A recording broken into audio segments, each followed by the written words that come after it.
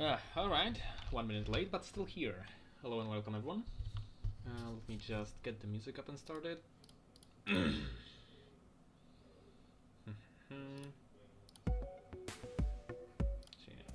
Start here. Yeah, alright. Yeah, let's just randomize it from the start this time. Alright. So, as I said, hello and welcome. I just need to be able to see the chat. That would be wonderful. Alright, everything seems to be fine. Yep. Bullshit.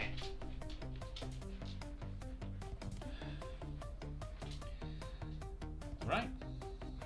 Everything seems to be live. So yes, hello and welcome to tonight's live stream.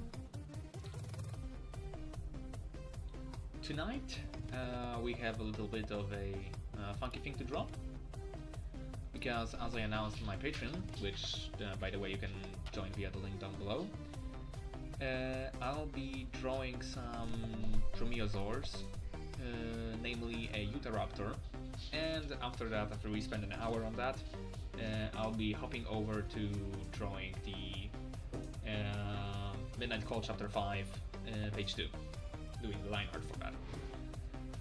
So yeah, some pretty fun stuff. In the meantime, I'll be talking probably a bit about the lore of why are there even dromaeosaurs and things like that. But firstly, I gathered all of this reference material and I still forgot to get myself some water. So I'll leave you with this very classic Warhammer 40,000 Scout Marine for now, and I'll be back in just a moment.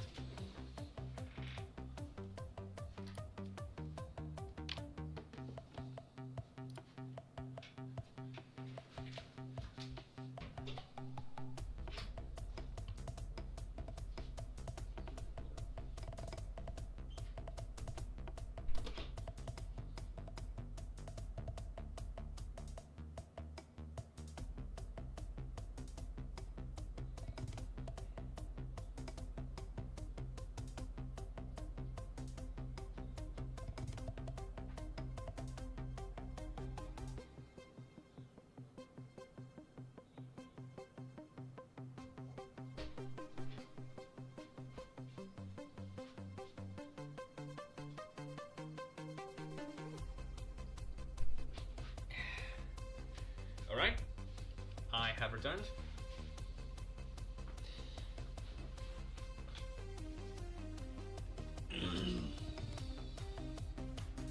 So let's start this thing. So first things first is to get the proper scale in place, because we don't want to do the to give the Utahraptor the Velociraptor treatment from Jurassic Park. Which by that I mean getting it extremely way too large. I mean, I think like there's some deep lore regarding Jurassic Park where they purposefully misname the raptor so that it sells better, because the Velociraptor sounds better than the Utahraptor. Not sure if that's actually canon. I just remember I heard that somewhere from some YouTube video. So, you know, don't quote me on that. And yeah, we'll see about that. Future. Right. Is everything alright? Can I be heard well? Like, is the music louder than me, or is it okay?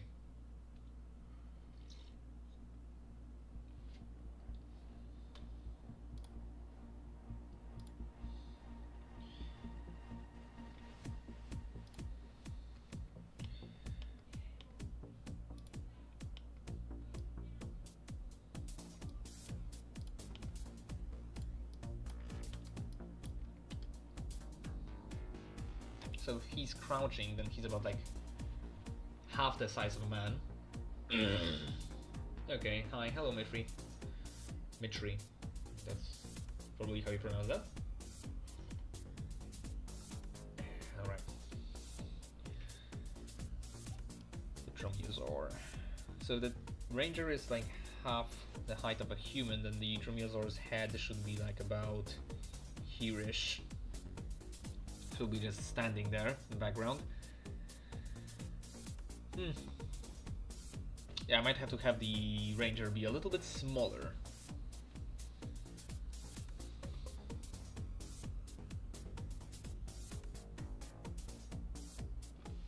And that way I can just move the Dromaeosaur's top a little bit so that it fits better in frame.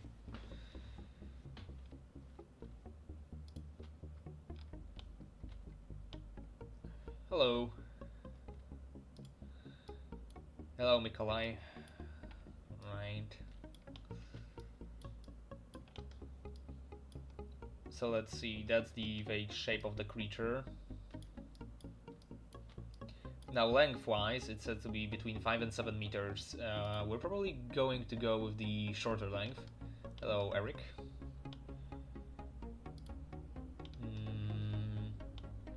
It's like what, if the average human is 1.8, let's say, then 1.8 in forward, we're going to go 1.8 backwards. Average human is not 1.8, but whatever. That gives us 3.6. Hello, Jay. So let's say that the tail will be. Actually, the tail should be straight. We might have to get them even smaller. Right, we're gonna have to do a little bit of modifications to the pose, probably. Or maybe I can like do the creature in a bit of a like this pose, so that it's just standing here, with the tail swung back. Let's say with the one leg more backwards and the other one forwards.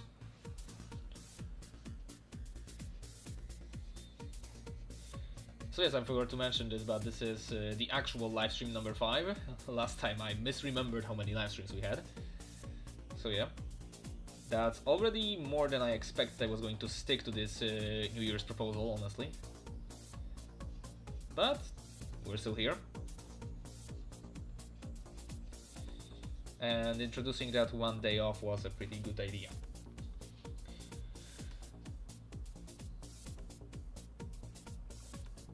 So yeah, these are like the legs. Then the head area is like roughly looking at this shape here-ish.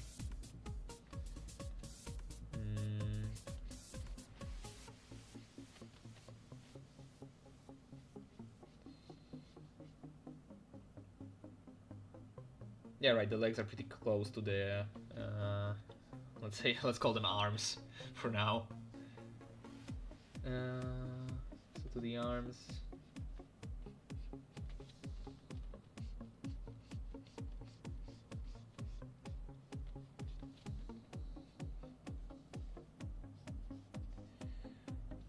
And their tail line goes, so it does become more narrow, but the thing is it has that plume at the end, which makes it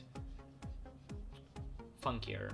It's not just narrow, it's actually more complicated than that. So it has this like expanding pattern of feathers.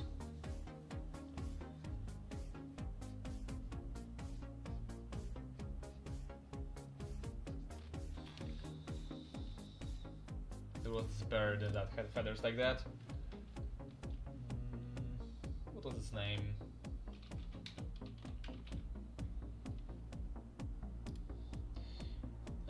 Peacock. Yeah, that was the thing. A peacock. So like a peacock's tail, kinda. Like not as wide, but like it reminds me of that. Outside of it just being a feathery creature. Like it's just a big bird. Right. Let's just get this a little bit larger. I see that most people tend to give the Utah Raptor, or in general Raptors, the white and brown coloration, but I really like what the author of this sketch, not sketch, of this illustration did with the very vibrant pattern. So I'll probably be trying to imitate that one. So legs. Legs are fairly large.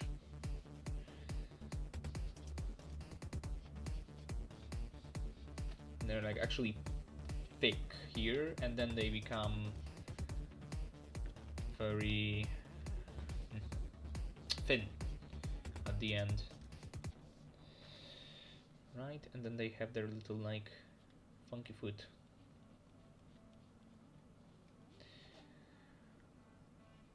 It's the interior claw. That's the one with the giant razor sharp knife, essentially.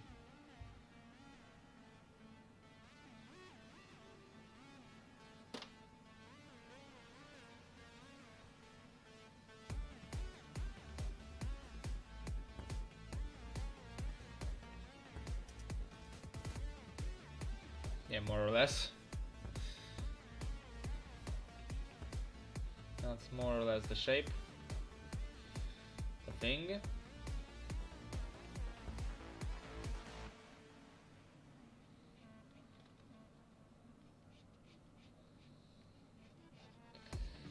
Yeah, more or less. It's good enough. Gonna for now hide the ranger that is going to be alongside this. Yeah, that background leg is way too much back to the back. Should be about start at the same spot. If they think so. No. Not a paleontologist or a aviary expert. I just like dinosaurs. They're cool. Just like that. Actually, it would be more.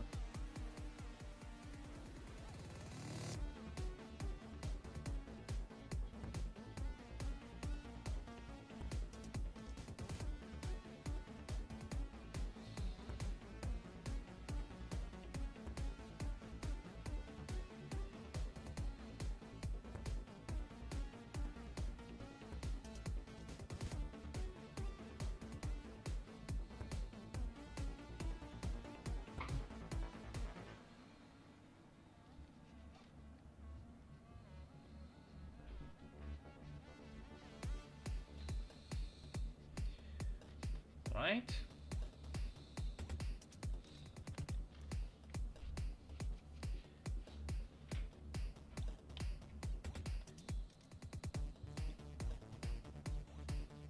And then the arms of this thing. The arms are really funky. It has like claws on the inside of them.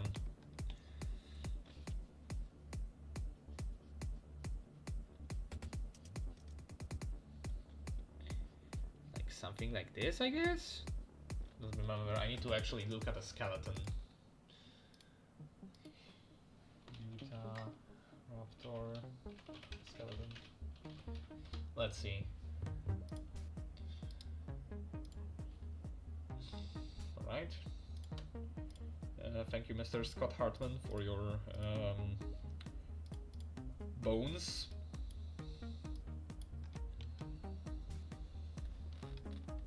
So like that. Funky. Very funky. I wasn't that far off. Said the man doing a reverse W. Alright. So the first one is fairly short. Then there's one that's very long. And then there's another one that's short.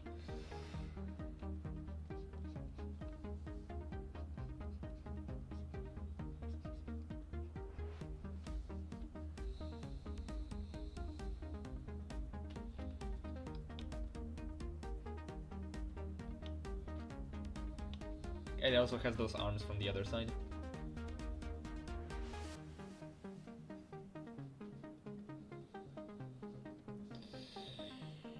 Now the thing with those arms is that they have feathers, like a large plume of feathers. So that's like their normal plumage size, let's call that. And then there is the extra layer.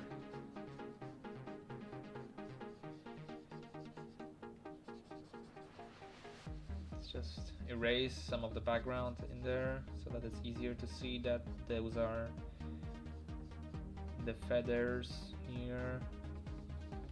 Alright, and there's a claw here.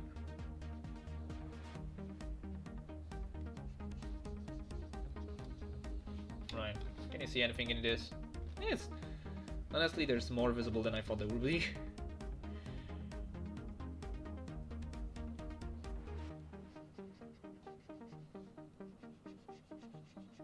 Gonna erase the back tail, part of the tail that's behind the leg. Right, and this goes more like this.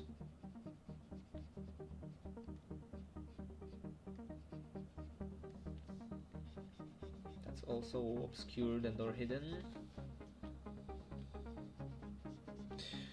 So, now you might be wondering, why... hello Pyramidal. Why am I drawing a dinosaur? That's a good question. So, maybe a little bit of background. So, hi, hello, if it's your first time here. I'm Jonathan Crimson, and I am the writer and main artist, graphic designer, etc. behind Midnight Call, the manga that's available on Global Comics, and I am also the main creator and or designer of Crimson Punk, which is a tabletop role-playing game system that I've been working on for many years now. And it's a science fiction fantasy setting, which, well, there's a lot of it. And Midnight Call takes place within that setting, only about 150 years before the events of the tabletop role-playing game. At least as of current. So, give me a minute, I need to concentrate to not fuck up the face.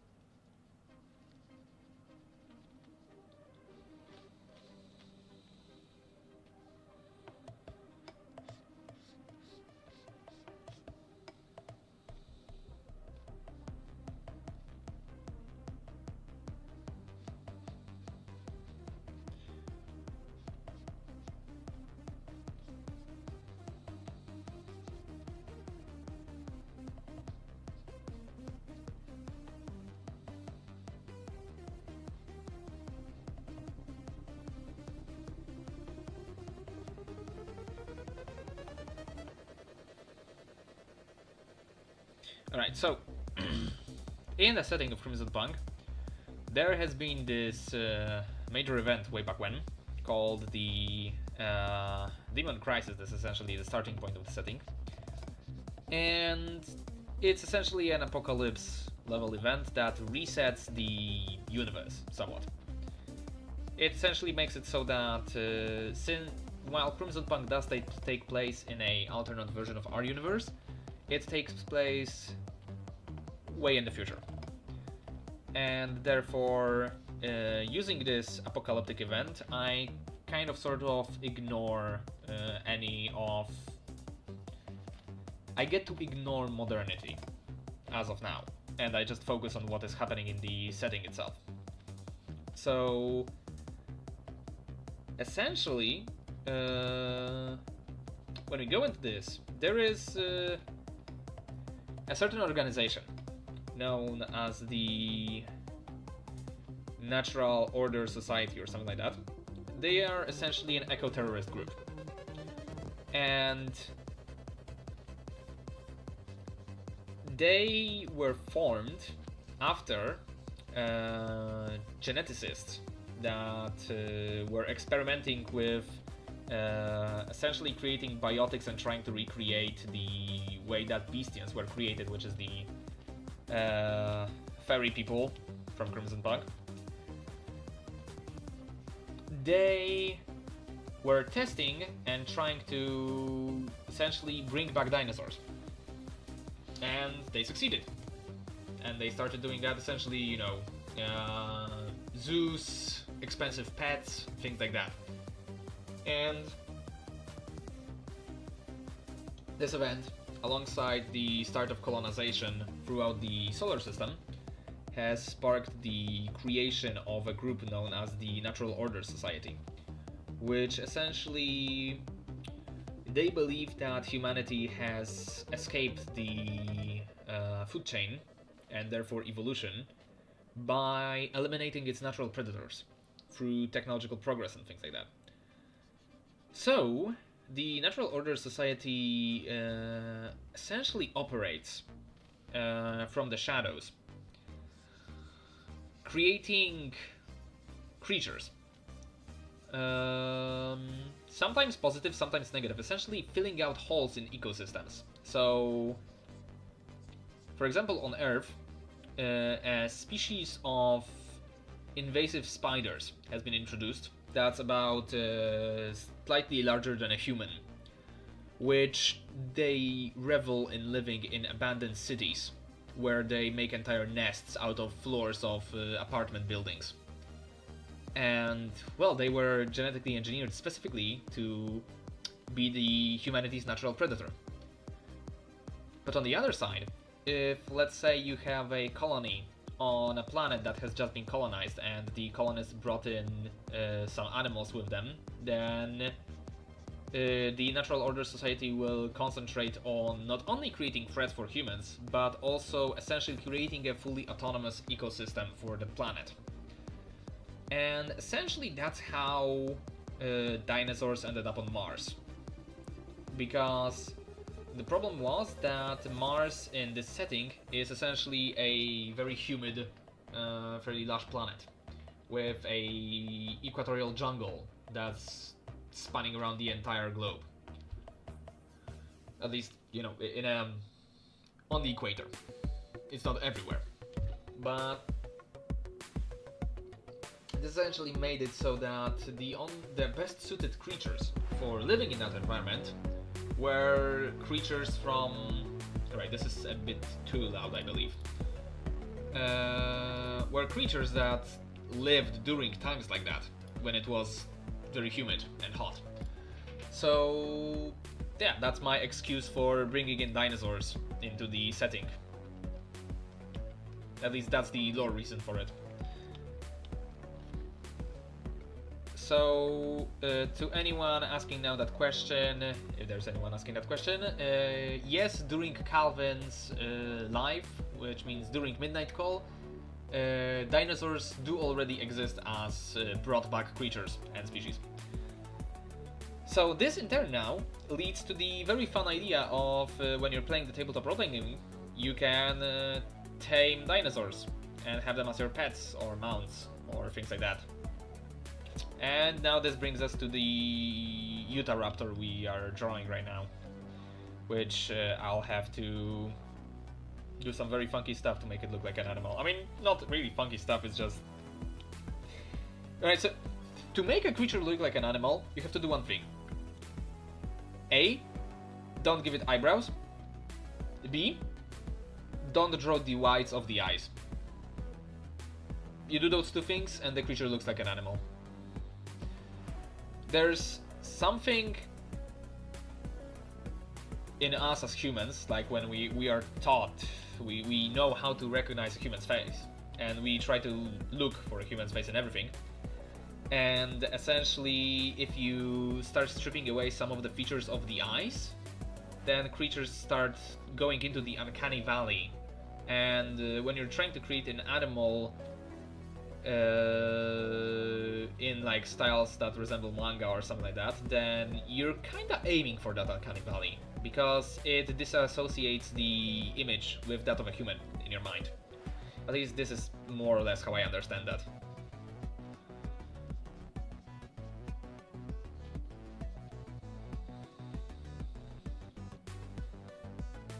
Alright.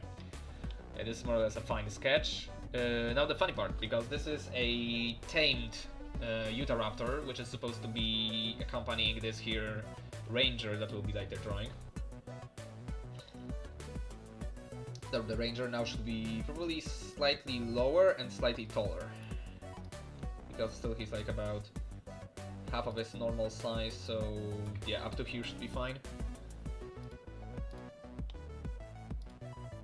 Actually, I can make it even larger because he's a bit in front of the raptor. Alright. So now, the thing with this raptor here is that it's a tamed creature. So it's also like a combat beast. So it should probably have some armor on it. And like a set of, you know, straps, maybe like a camera like in the Jurassic World movie, maybe some bags on it. So let me just look for a let's see for some military dogs. Let's look at military dog armor, or a police dog, whatever. Yeah, that's good enough. That's a good enough reference image.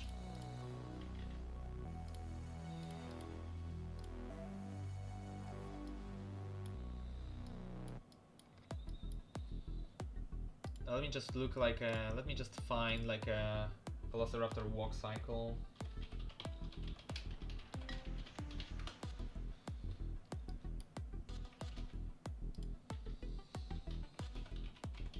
So that I can see what parts need to be moving. Thanks YouTube, but I don't want to hear you.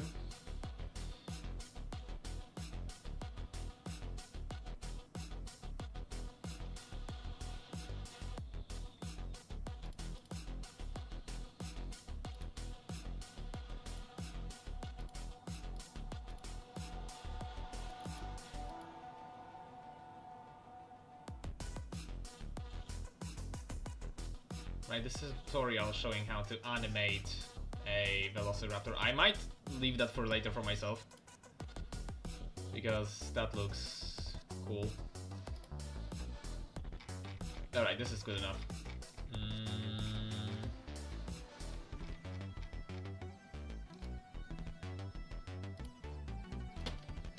Alright, so this. Credits to Sophoria Academy for the cycle. So let's see, this is essentially how that walks, more or less, let's say. So essentially there can be no straps. Alright, I think I see the areas where I have to avoid doing straps. I'm gonna leave this thing in the background for myself.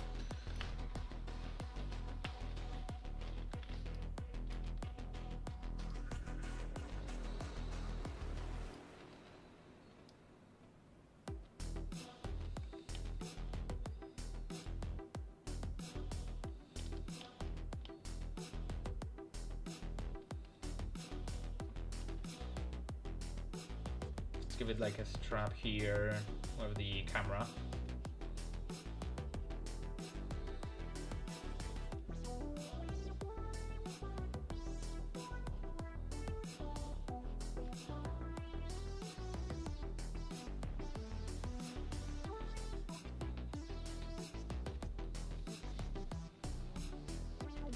Like a GoPro, something like that.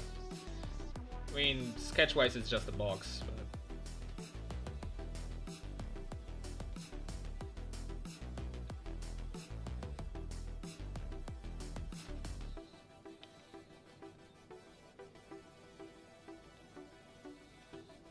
Gonna go with a bit of an artistic license and already add some plumage here, so that it contrasts better with the, what's it called, with the strap. They're not contrast, but it will bring out the strap being there. Alright, yeah, more or less. It looks like scales right now, but after the sketching phase, I'll turn it to something that actually resembles feathers. At least I hope it will look like feathers. My last attempt on stream didn't go too well, but that was painting. So maybe my natural way of drawing will work better. Alright, so that's one thing. Now the body armor.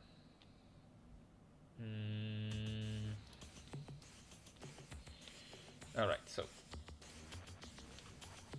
first thing is this. I'm gonna do this on a new layer actually, this will be better. Right. Alright, so first thing is there can be a strap here, because that doesn't obscure any of the movement. Of course, the main point of attachment is going to be like around here-ish.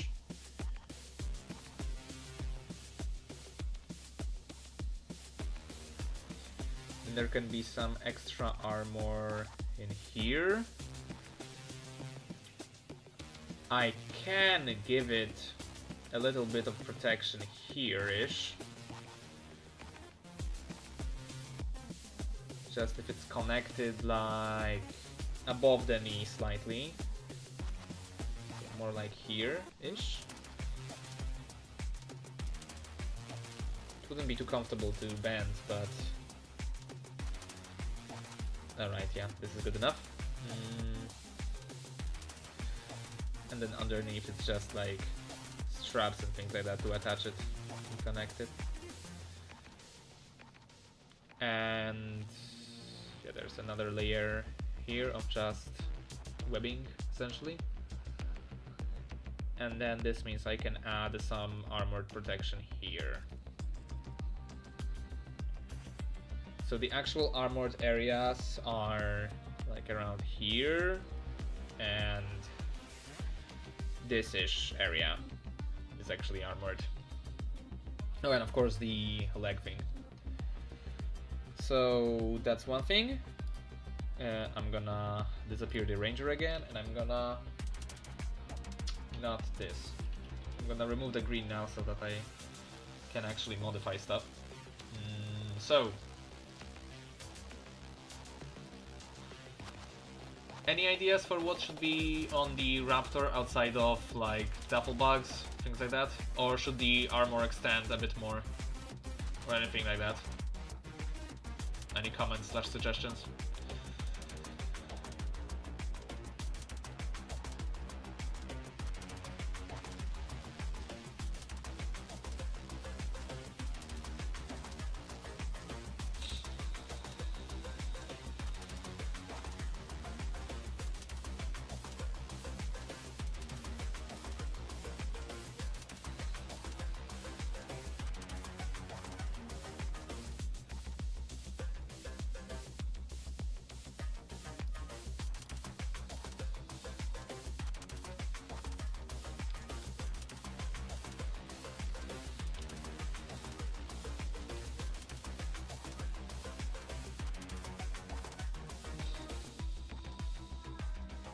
A radio station.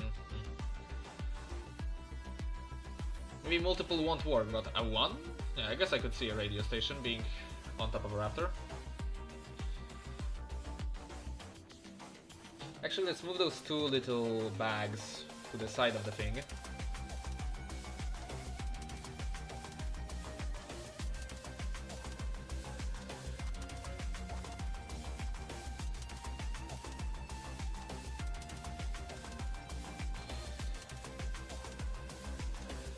And also maybe like a... No, knife won't be needed, so like it's just like remaining parts of the webbing. And this instead changed over to a radio station.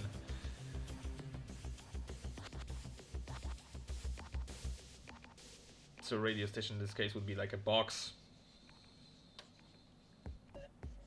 that's packed with like a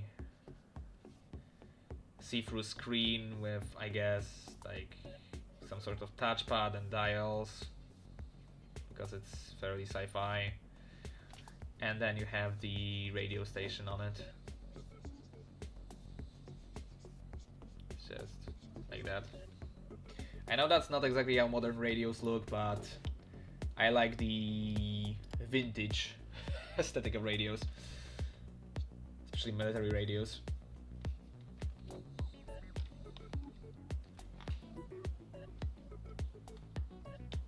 I'm gonna extend this a little bit so that it covers the area where the leg strap is attached.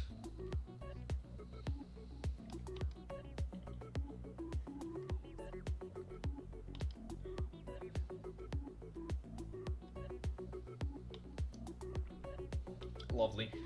Wonderful little creature. Then on the ridge, C. The ridge, like along the back? Like going like, let's say being connected here, over the top.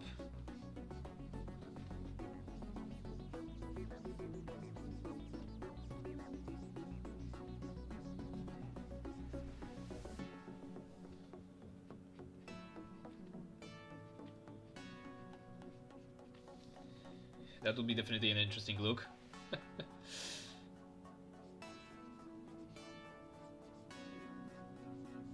Still has that vintage feel, but looks more sci-fi. Alright.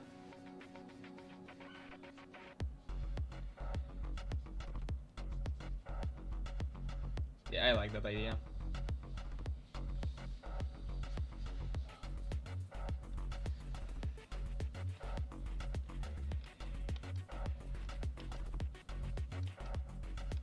That looks very goofy.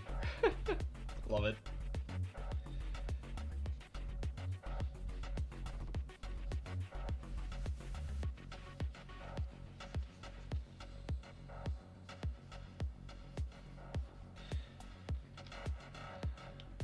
Right. So now to just make it black.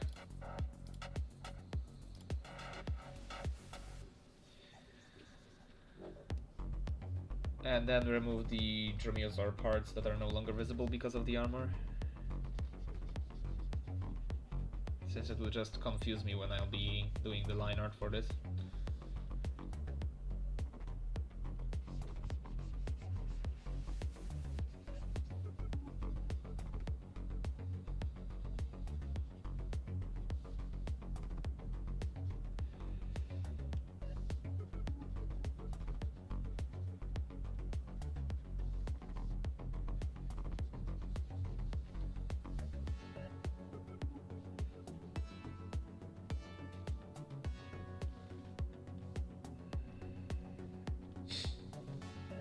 Right?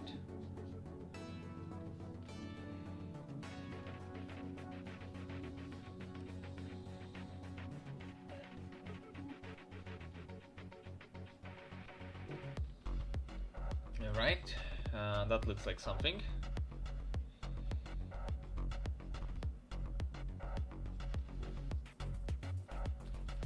And now bring the Dromaeosaur back to its full opacity. Alright, that's a very funky looking creature.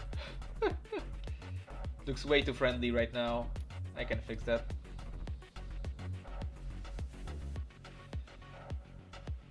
Give me a moment.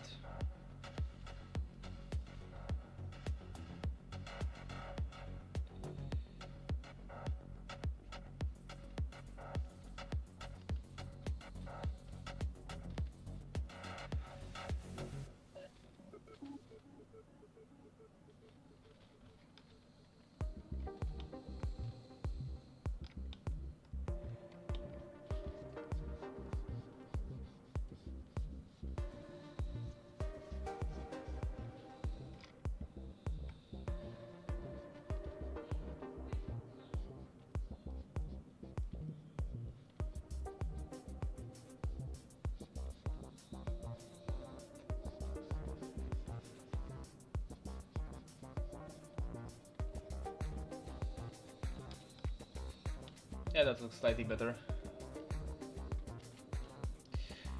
Alright, now to the ranger slash marksman slash the handler of the animal. So for now, let's merge the two layers of the Dromosaur first, and then let's hide him for a moment. So the ranger that rangers. We have a bit of a. I do have a bit of a. It's called guideline for what the guy is supposed to be equipped with and what species he even is, or she. I don't know.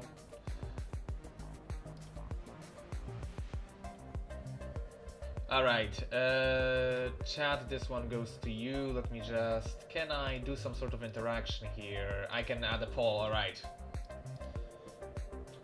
What gender should the ranger be?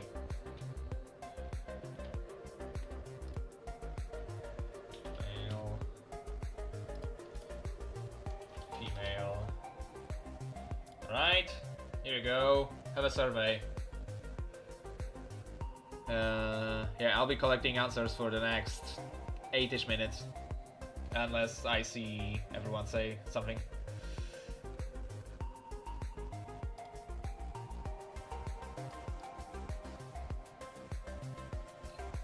Right. Space Ranger, not really, it's just a... I mean Ranger as in the Dungeons and Dragons Ranger archetype, so a Beastmaster essentially. It's also a Scout, yes. And I could maybe make them a Space Jaeger, but that would be too high of a gear grade, because I want them to be of the modern gear standard. So I don't think Frontier Jaegers run around with beasts as companions that much. There was that one example, but it's not exactly common practice, as far as I remember.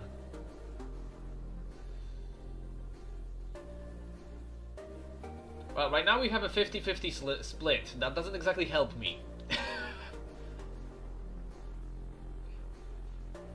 So you better get to voting. Since I know we have 7 people here.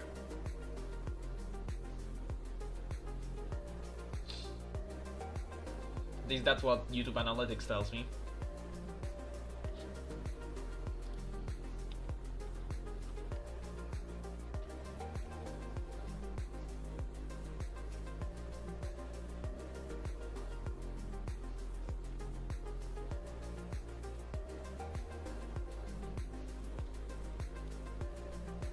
Oh wait, no.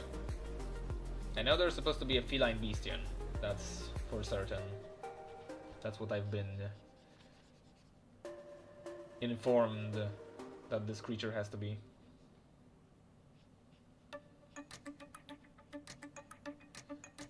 So feline Beastians compared to the canine Beastians have a very short muzzle that's technically incapable of biting. But they do have much scratchier claws.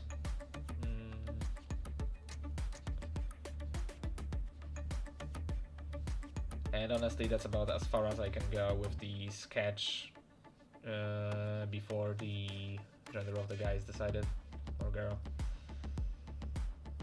So 5 more minutes until the survey is complete. Until concluded. Leave your votes.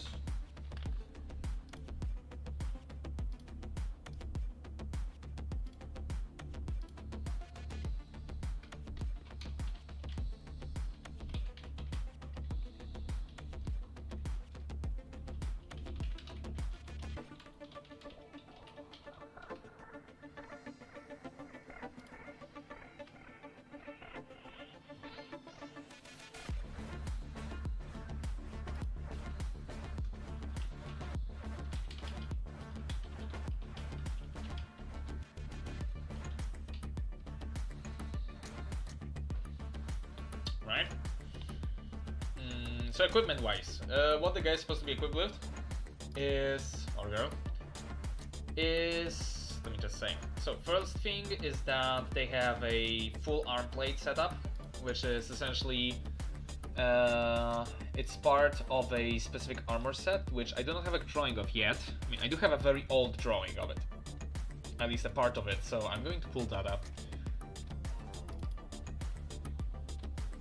Oh god. Yeah, that was a interesting art image. Alright, this. So, this thing. If I remember correctly, this character had a full arm plate.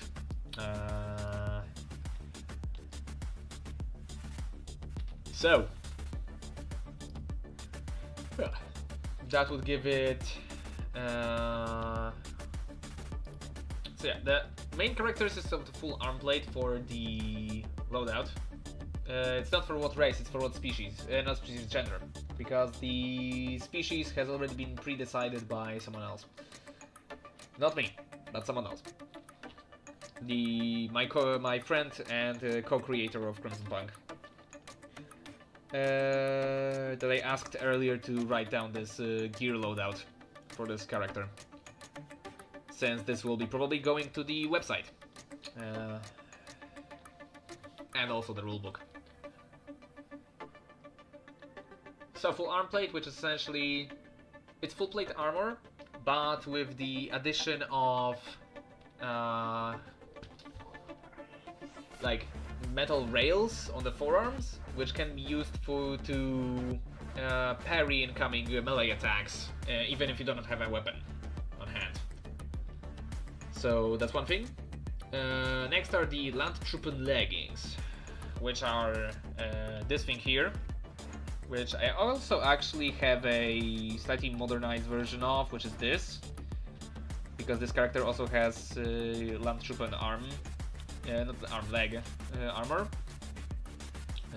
which is also another feline bastion, which I still haven't finished, but I will at some point. It's Axel Watanabe, if I remember correctly.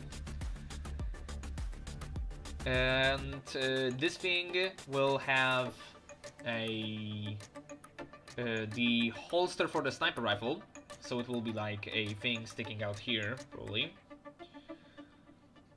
Like a little... It's essentially a magnet plate with some straps, which allows you to just have the gun on hand. A holster for the pistol on the other side, which will be somewhere like here.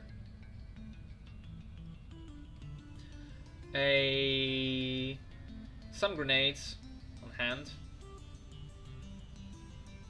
which probably will go underneath the pistol. Alright.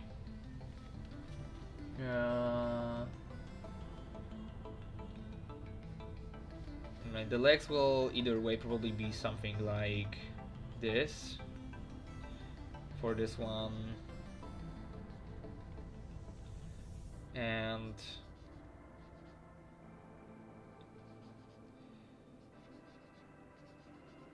something more weirdish for this one, like more to the side, essentially.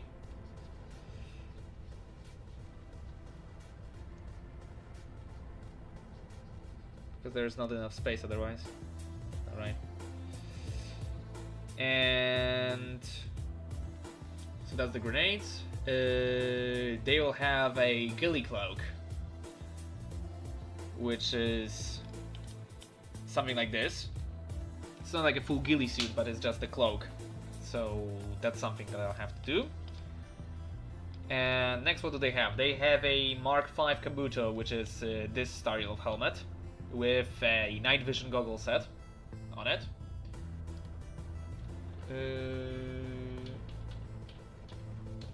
So, that's another thing they have. What next? They have the Mark V ballistic vest with some ammunition for the sniper rifle and the 2 knives. And they also have a supply belt, but that thing is probably not going to be visible. And I should probably also deploy like some bits and pieces of a survival kit on them, but I have a reference image for parts of a survival kit, like an IRL one, so I'll just distribute some of those parts over in there. But yeah, and the night vision goggles set will be probably something between this and that night vision goggle set I drew here. Since it's a fairly low detail one, and you know, adding more detail is adding more detail. It'll be useful.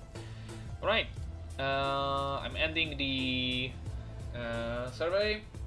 So the final result was 60% of answers for male. So the ranger will be a guy. Alright. These visibly wise can identify as whatever. Alright.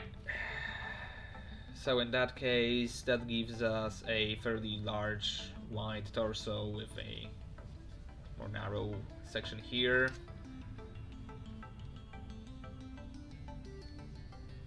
Just like this. There's the knee.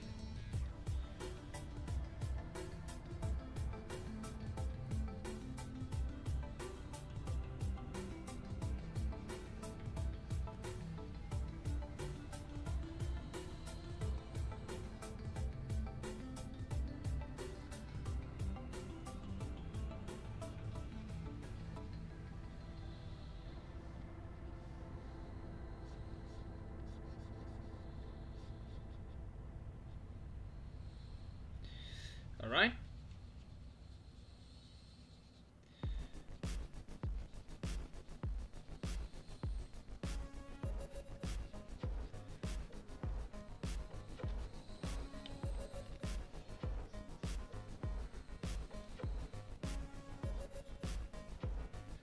It's not exactly a comfortable crouched position, but it's closest I can do.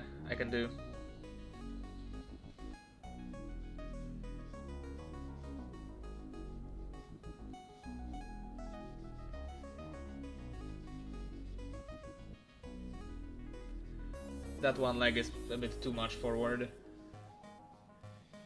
Also, I kind of fucked up the hip self-fix at the moment.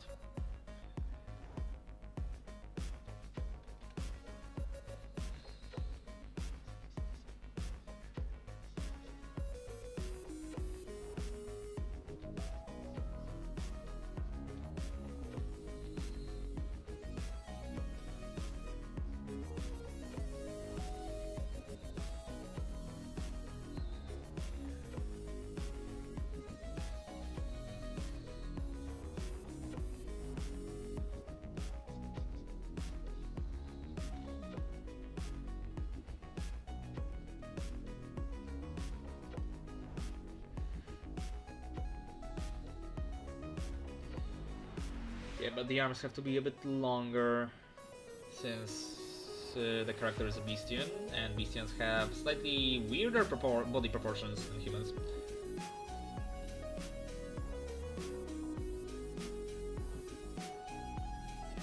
Because they need to be able to run on all fours horizontally.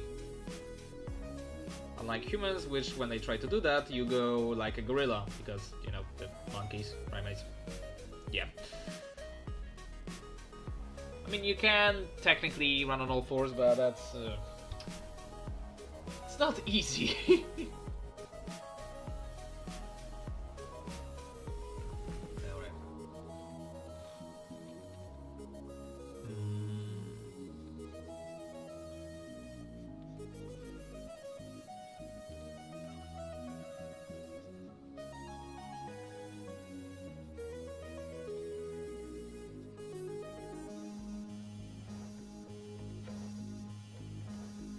Alright. Now for the sniper rifle design itself. It's supposed to be the Meridian sniper rifle, the Meridian SR. So I need to find the stat block of that weapon so that I can... it's Meridian AR SR Mark IV. Alright, let's see.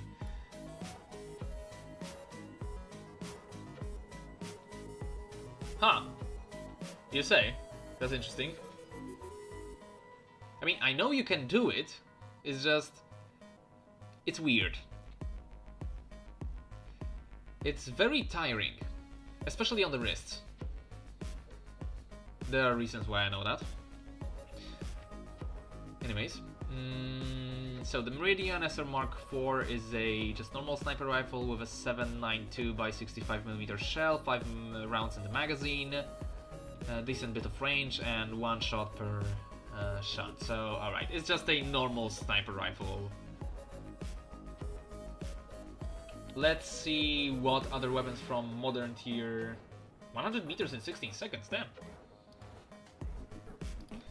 That's actually pretty damn fast. Are you suggesting, Nikolai, that we're going to see on the Olympics in a couple of years people running on all fours instead of running upright during a 100 meter sprint?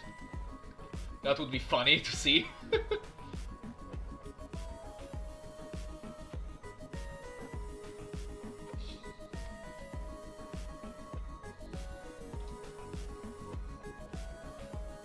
Where the heck is my weapons folder or the weapon art?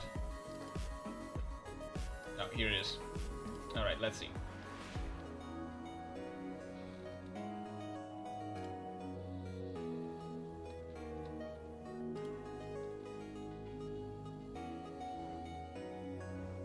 Yeah.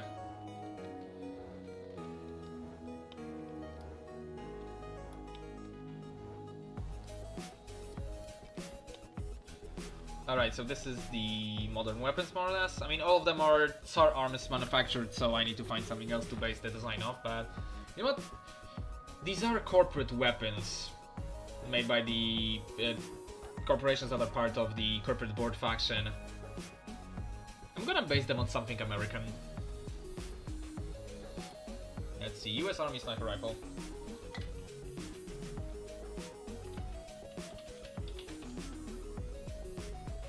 The M24 is the sniper rifle. Oh wait, I found something. A Beretta Emrad Mark 22. That's a cool looking sniper rifle. Alright. We're cooking with gas. Alright, let's see this one.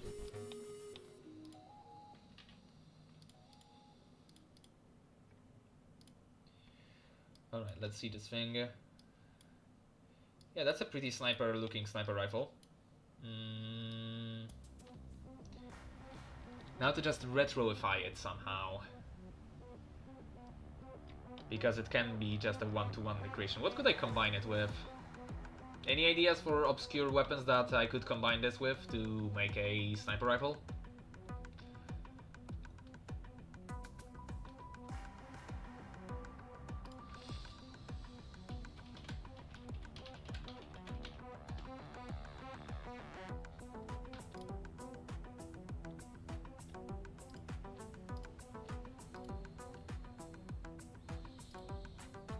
I know of a one that I'll throw in, but I'm waiting for suggestions.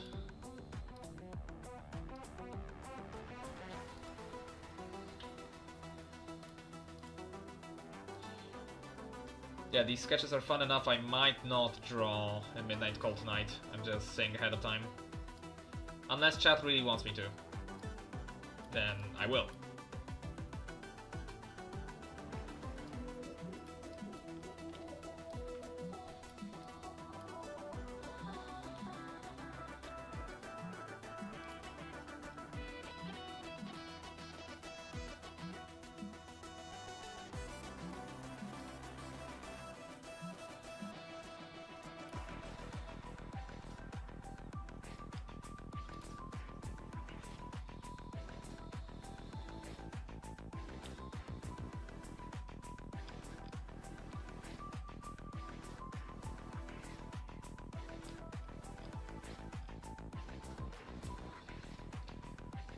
Fuck it, let's grab the 50 cal machine gun. That's gonna be funny.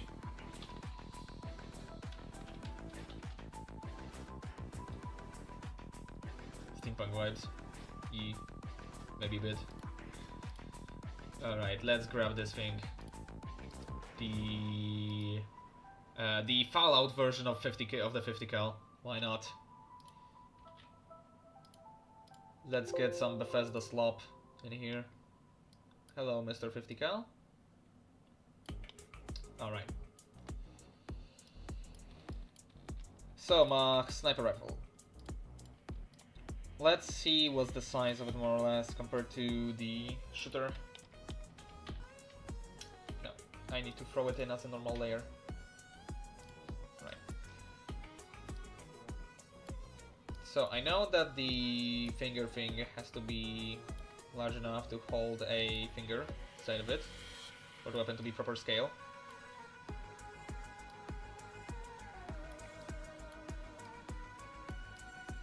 Yeah, I think this is proper scale, more or less.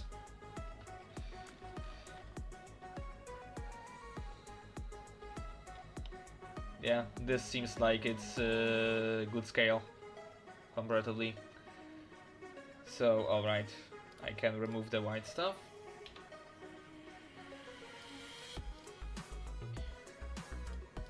Now, this will have to have physics applied to it, so I'm going to turn on my ragdolls for a moment.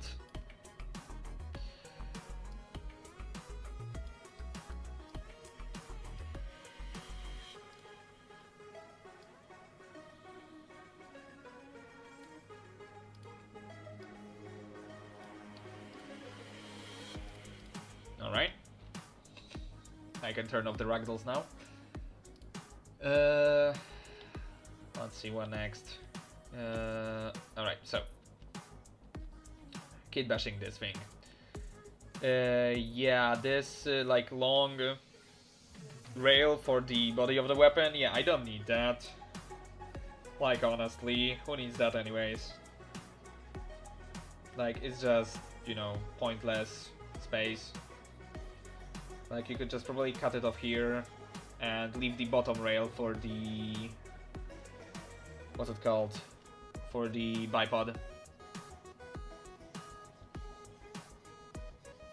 Yeah, alright, this is more or less fine. Alright. What next to make it weirder?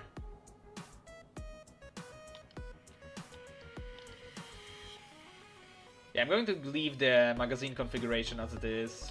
The bolt is fine, more or less.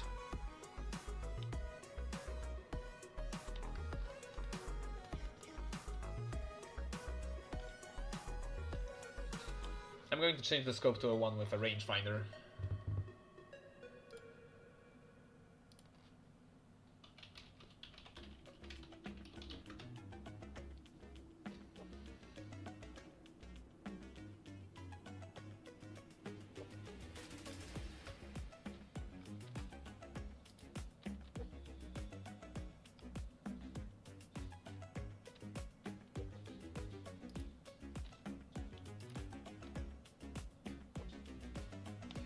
Alright, so essentially I just added box on top of that, somewhere to the side.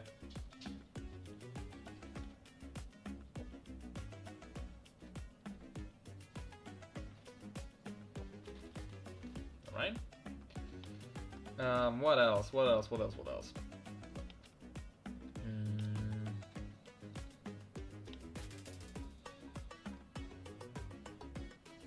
Yeah, instead of a bolt like this, I'm just going to give it the bolt from the 50 cal, because that's funnier.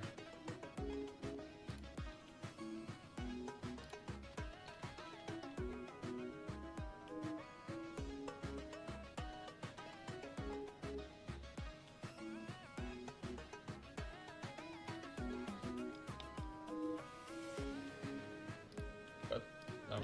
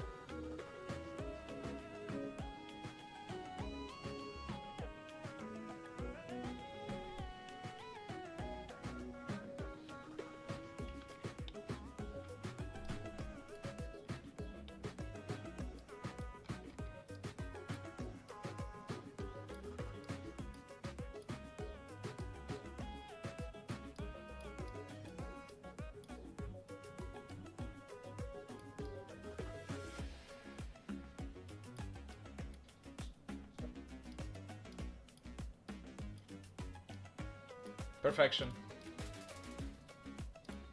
Absolute peak.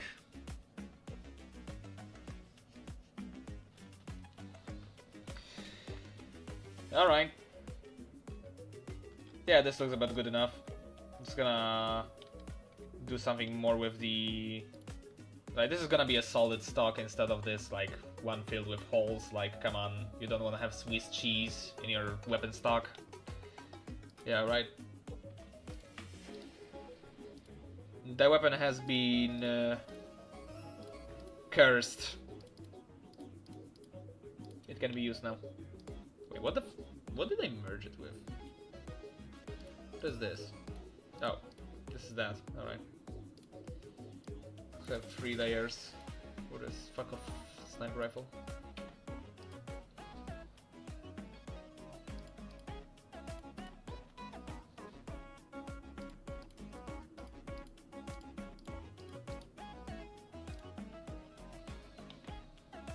Alright. So back to the Ranger.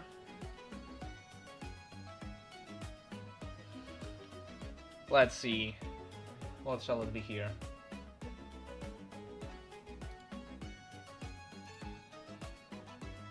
Yeah, I don't see any complaints that I'm going to just keep working on this instead of going over to the manga for tonight. So yeah, I'm just going to keep working on this.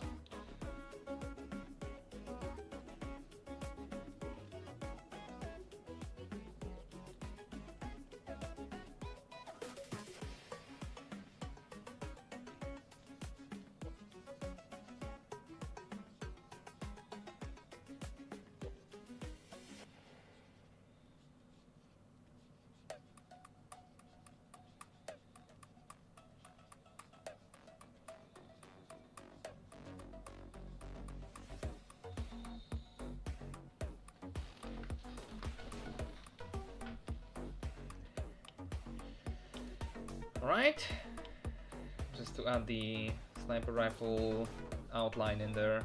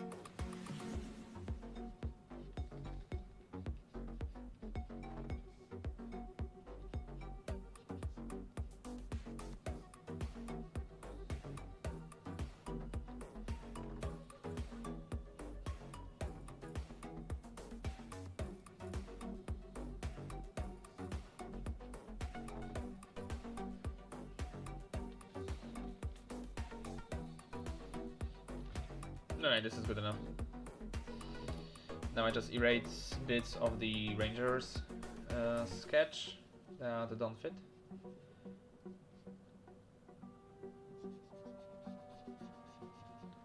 Or they are hidden by the weapon.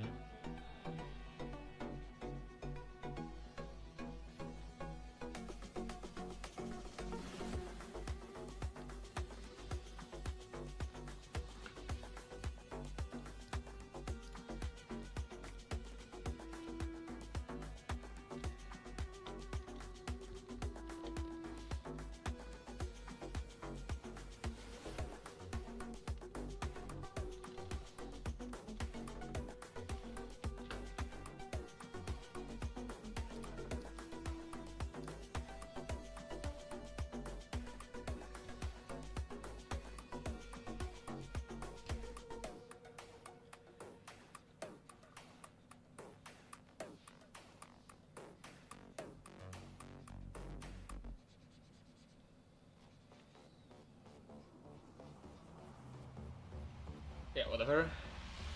It's just a sketch. And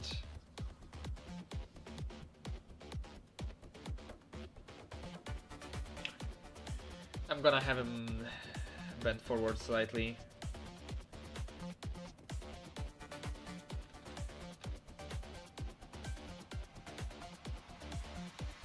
This is him like this, more or less.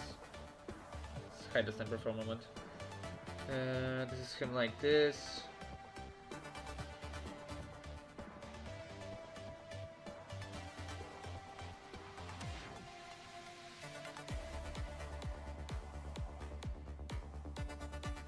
Moment, I need to correct this sketch here. So, like this, so that the center of mass is still in a correct spot, because right now the center of mass was kind of fucked. Like in general with the Beastians and their way of moving, like I always get it wrong when I draw Midnight Call, but their center of mass should be like in this weird spot where they are, if they're actually walking upright, they should always be leaning forward.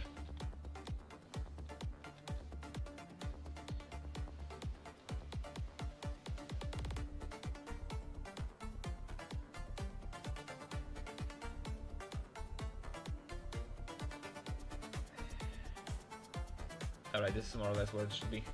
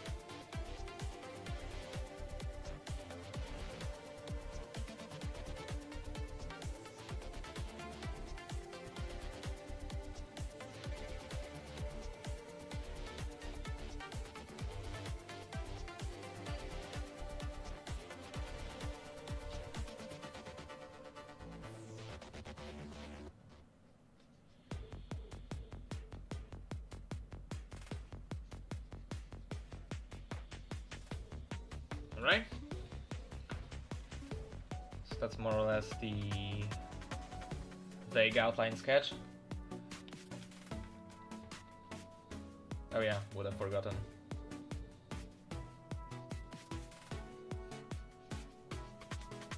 The ears.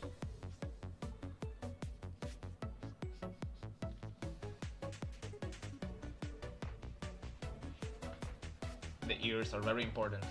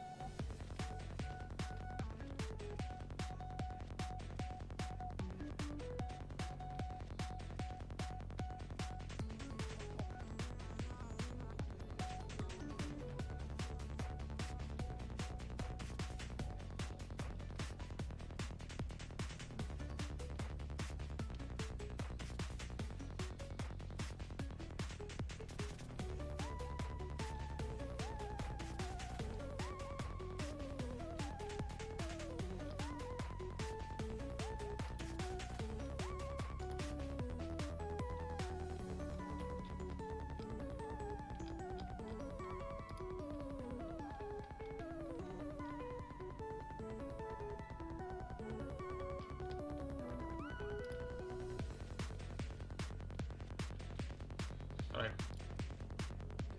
So, now that we have this, let's see what in combination the two look like.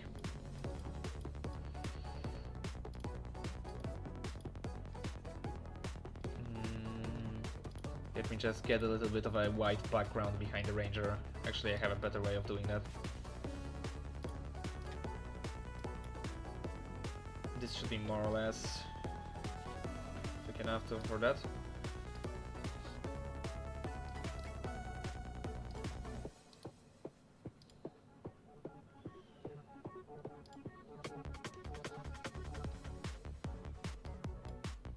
Yeah, more or less.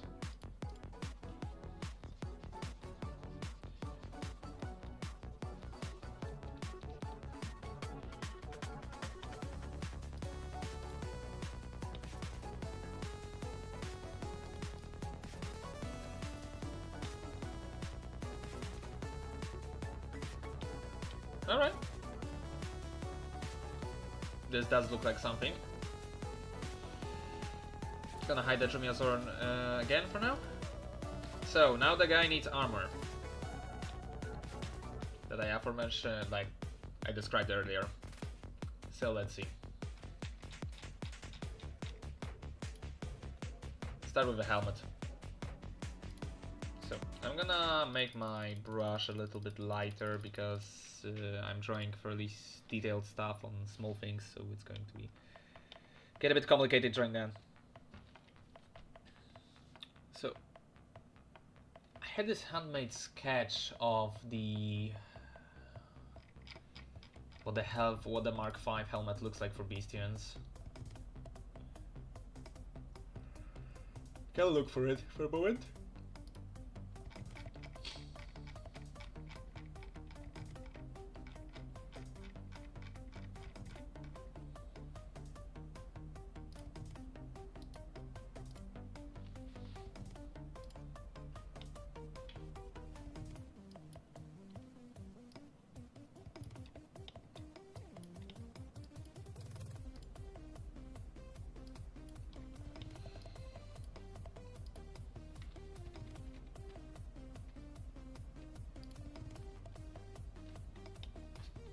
This is not a solar samurai, so we're going to forego the crest on the helmet.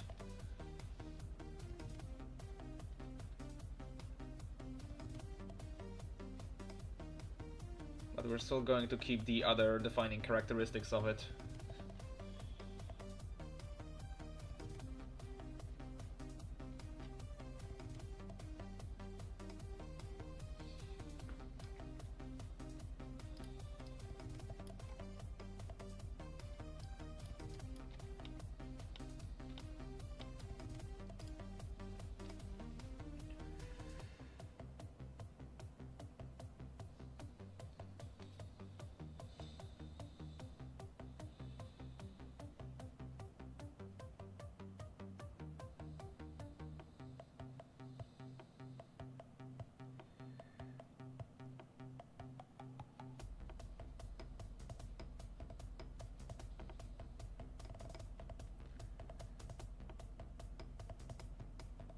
This is the night vision goggles set.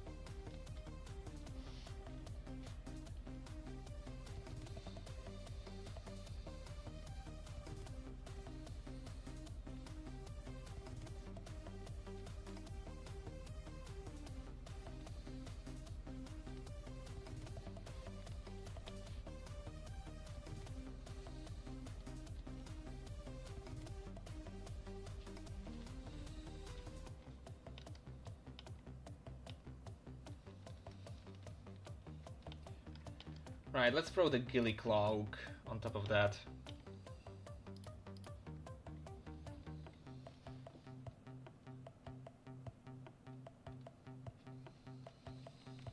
Actually, no, I'm gonna wait with the cloak for the last, like, I'm gonna do another layer with the cloak, because that will probably, like, make the ears go sideways instead of being up top, like, perked up.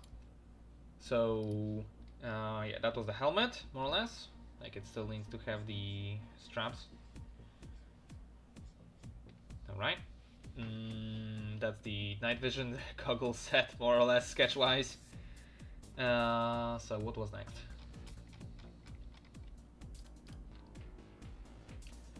The full arm plate, alright.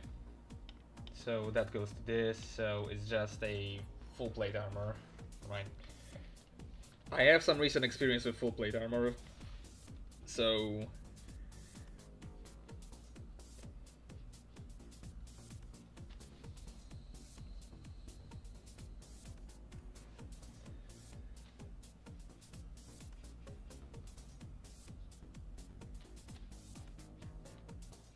more shape like this.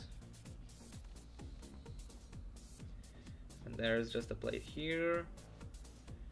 A little thingy here for the... oh god. For the arm joint. It looks more like this. And then there is the forearm plate.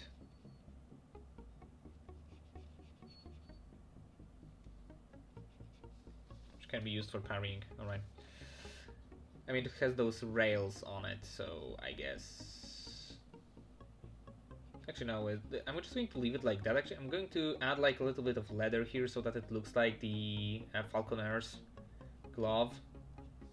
Because that's like a cool image aesthetic. I think I can try to reference with like an entire glove. Why not?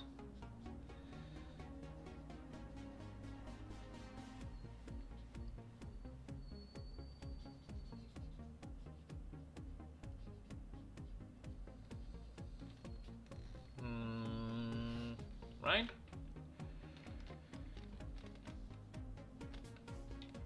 The full arm plates. Next up, the Lantropen leg armor. Right? That's not that difficult because most of it is already in there. It's just most of it is not visible in this.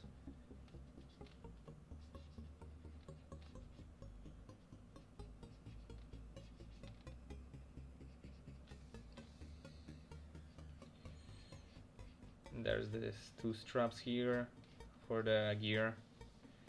Same goes to here.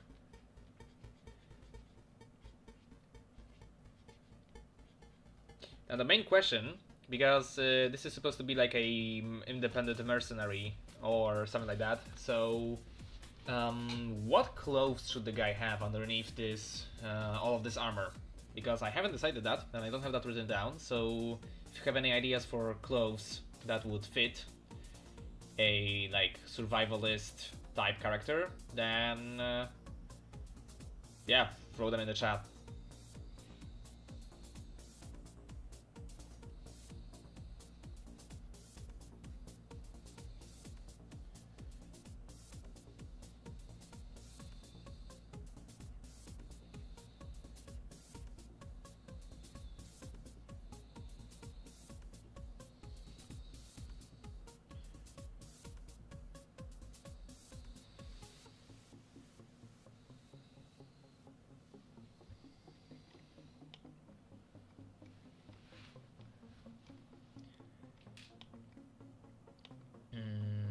What's next?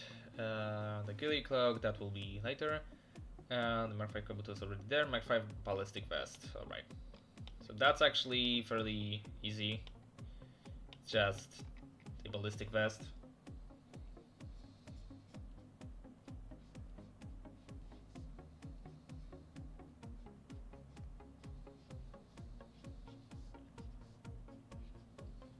But with samurai style plates on it.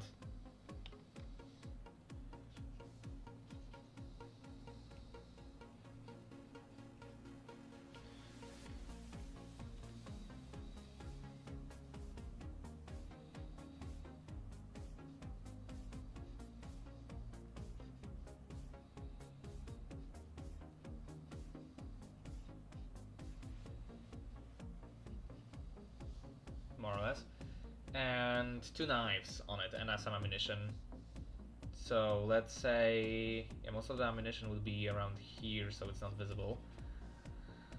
But I'm going to give him some like single bullets here because it just looks cool. Whether that's practical or not is another matter, but it doesn't matter for now. And now for the knives. So I guess a knife pouch like this. No, knife sheath, not pouch. Jeez, a knife pouch. Yeah, let me just put my knife in a pouch. Yeah, perfect.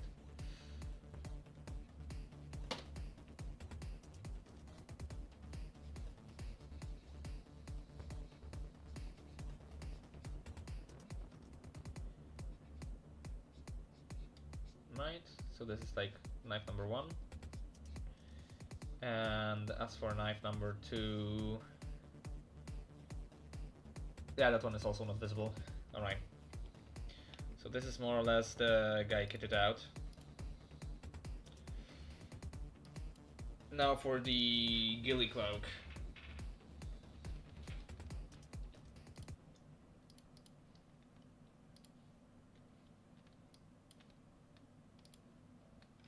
So the ghillie cloak, something like this.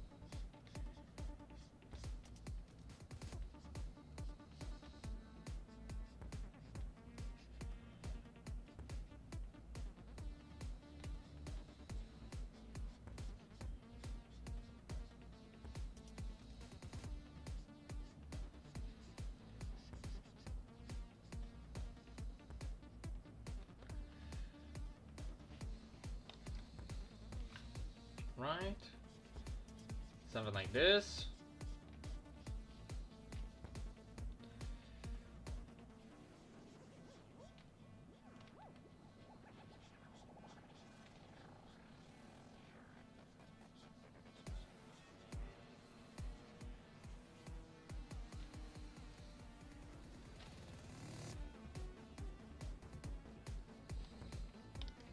So now, first thing is to merge the green stuff with the red stuff with the black stuff.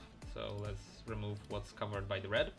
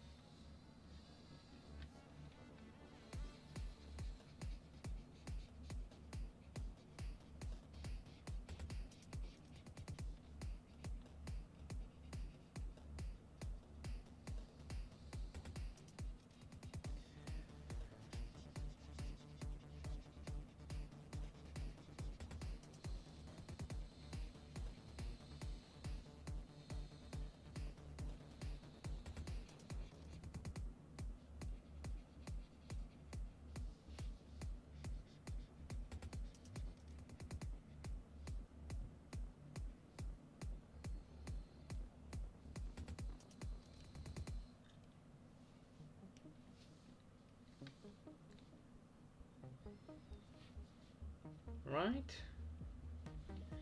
Now to just color the thing.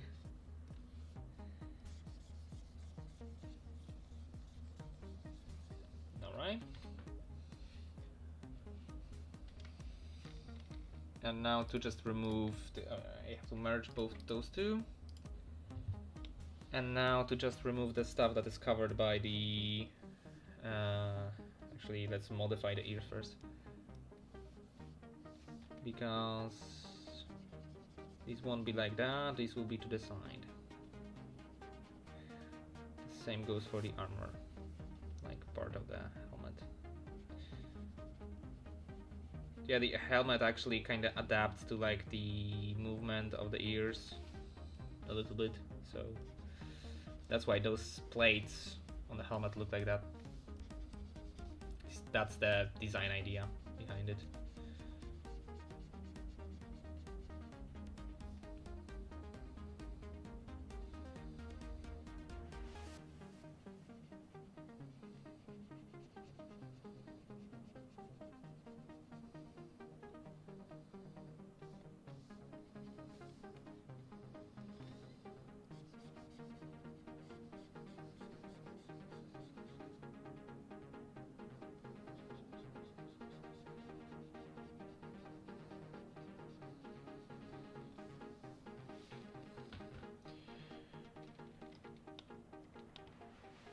Oh, I see the problem with the legs.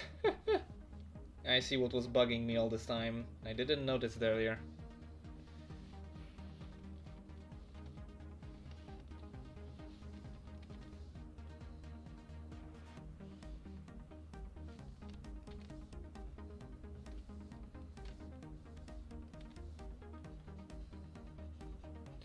Well, just someone could have told me that. That the legs are not in the same line.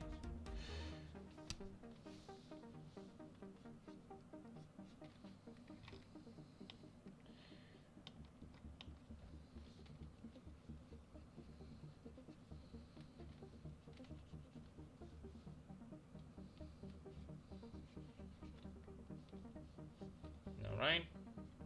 This still he remains as it was. Alright. Just slightly better. So now I just color this one black as well.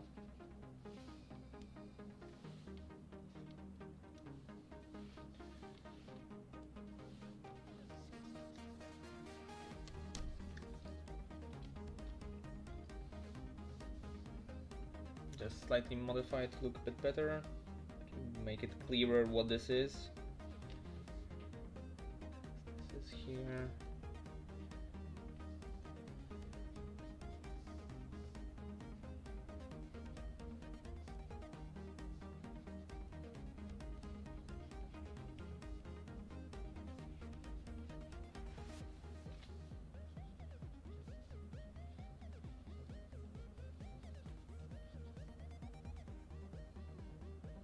There will be like little holes I'll have to make in the cloak back there to make it look believable. Alright, this more or less looks fine. And now let's add the Dromaeosaur back. I'm gonna have to modify the white behind him a little bit so that it actually fits the helmet and the hood now. It's grown a little bit. His outline, that is.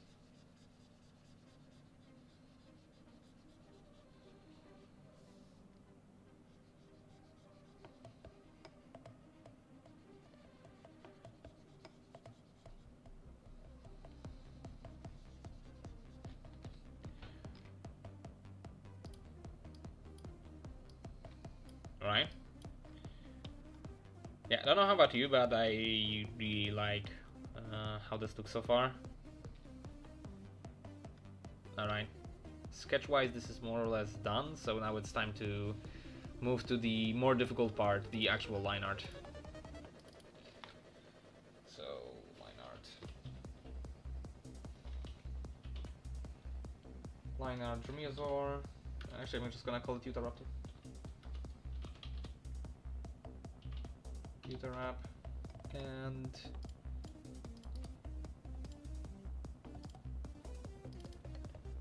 line art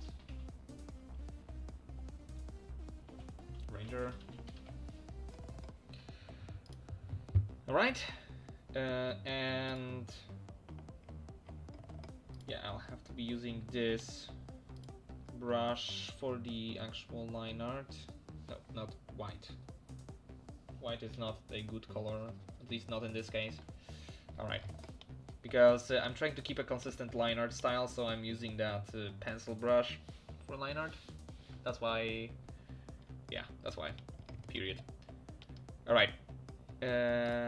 I'll be right back, because nature's calling.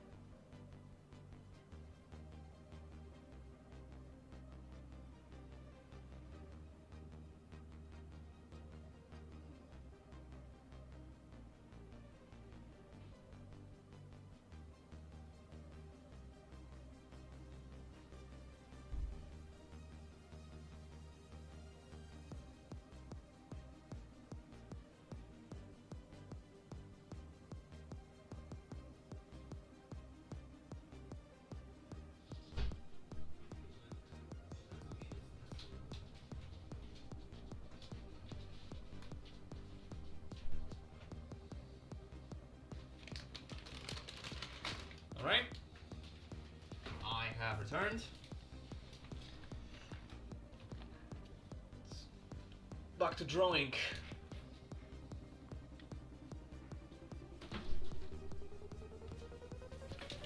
We have 20 more minutes. Let's see how far we get.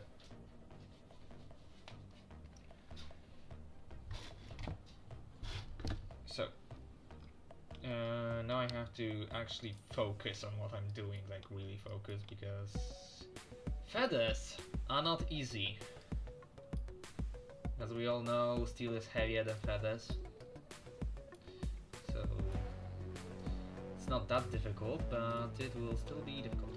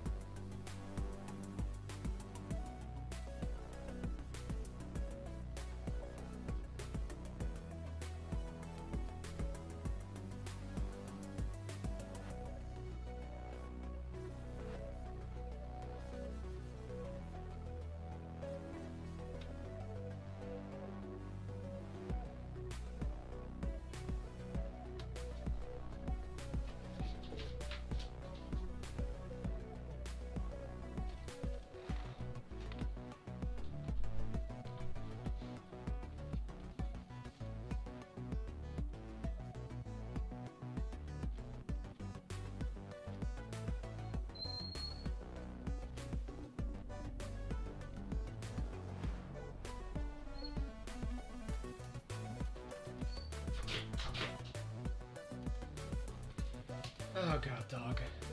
Why are you doing this to me? Why do you have to keep scratching at the door? Either stay here or go outside.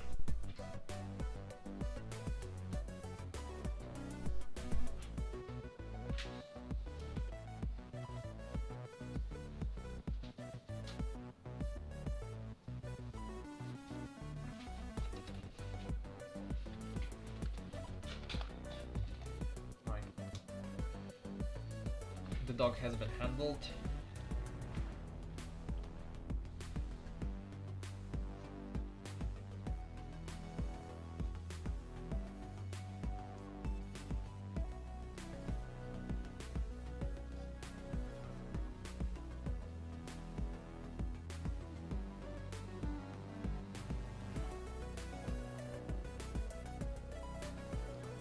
Actually, what if I just don't do all of the feathers, just like imply them on the edges of the thing?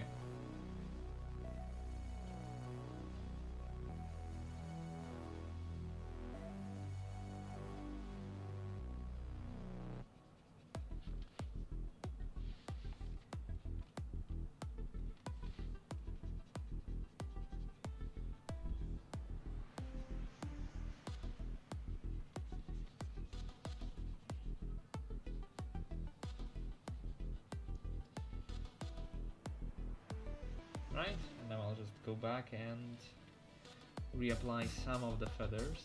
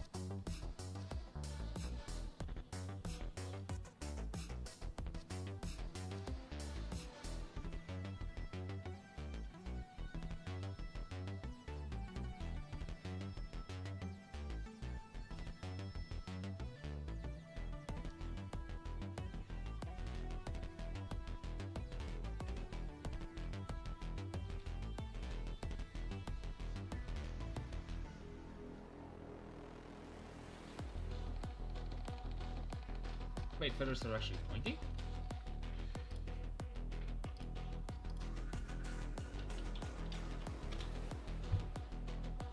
Some feathers, I guess.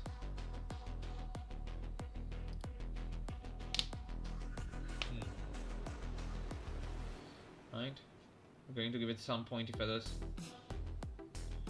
Not too many, since then it will look like just, you know, fur. Especially with the way I draw it, but... Alright. Now this here is the strap.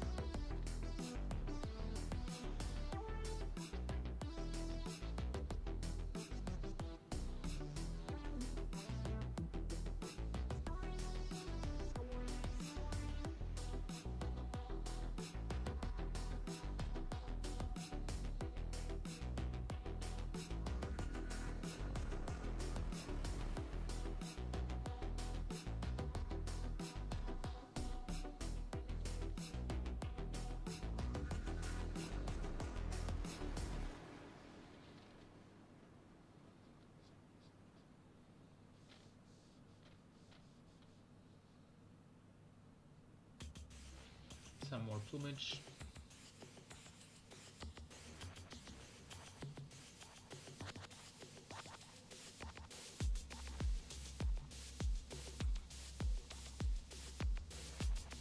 These are some very short feathers.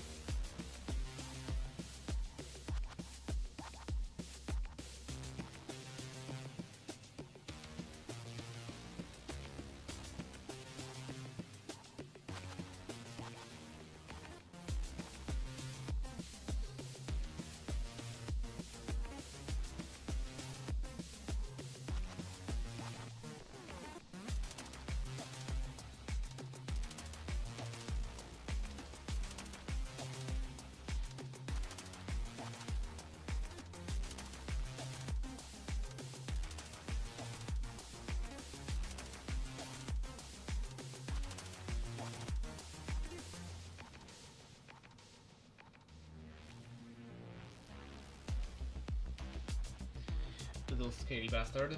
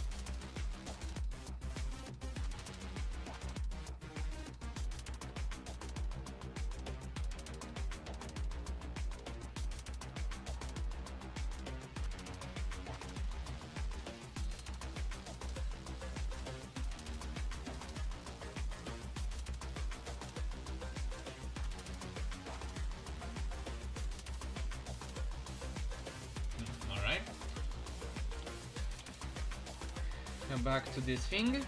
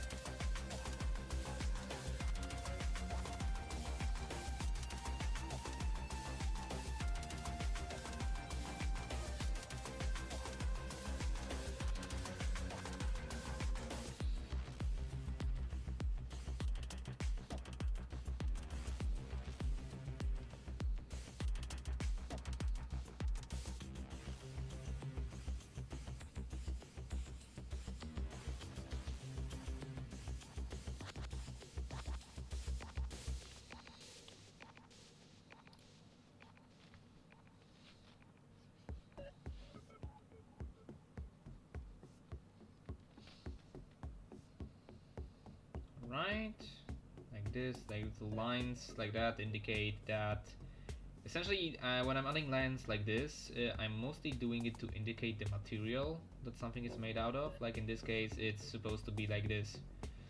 It's not leather, it's just like, I'm not sure what the material is called actually, but it's something that, for example, backpack straps are made out of sometimes.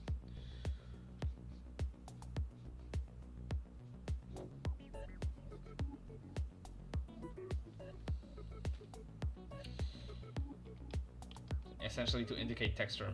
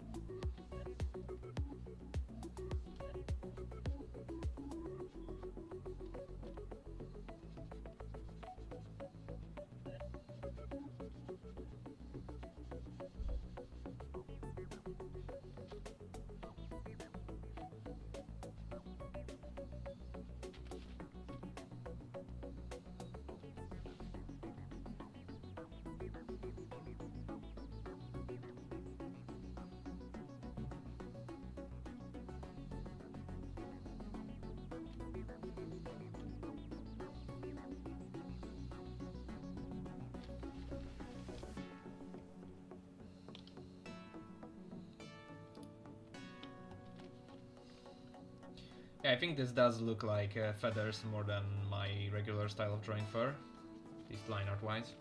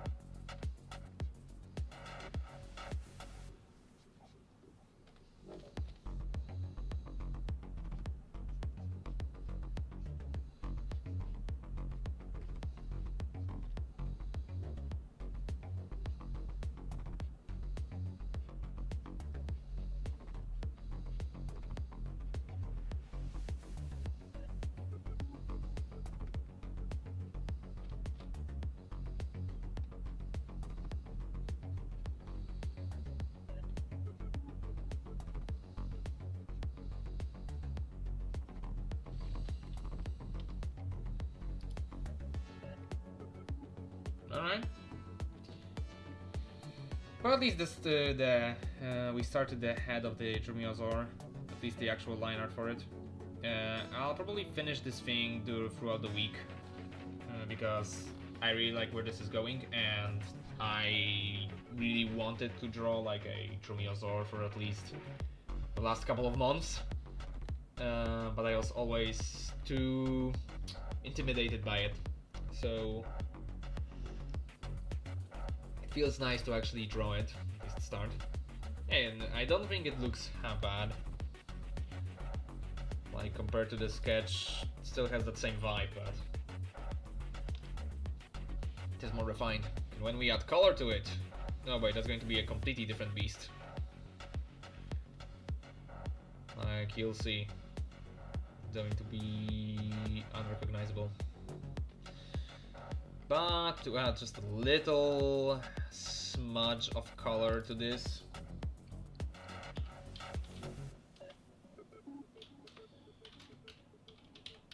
I'm going to color the eye right now. So we're going to go with the bright orange, just like in the reference images.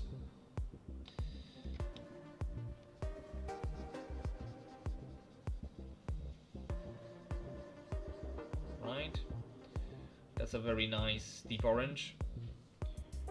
Now we go a little bit darker.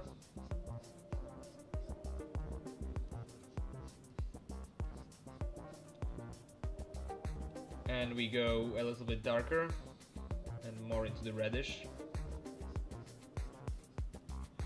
hues. And we go even a little bit darker, more brown right now.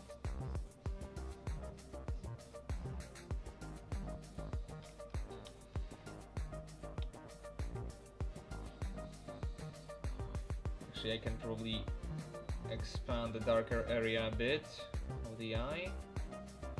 So that was that.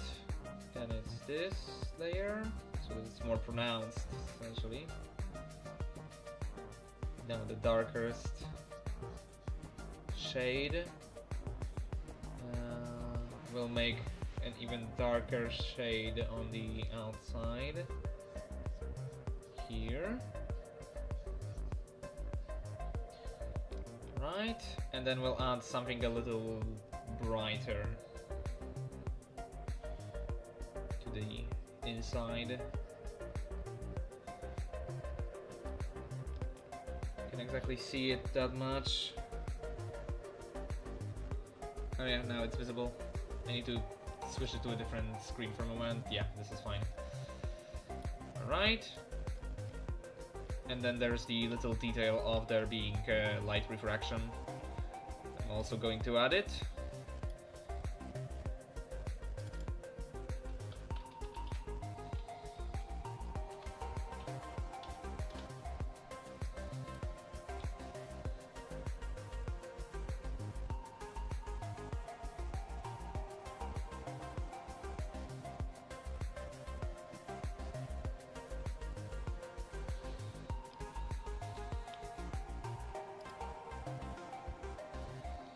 Yep.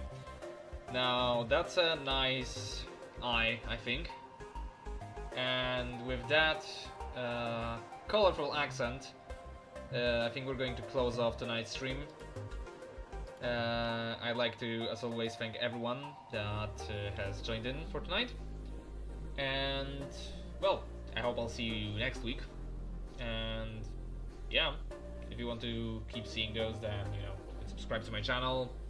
Being alive wouldn't hurt. You can always check out my other socials like, you know, Patreon, DeviantArt, check out Midnight Call and Global Comics. Yeah, and all that stuff. So, yeah, good night everyone. And, yeah, I'll see you next time.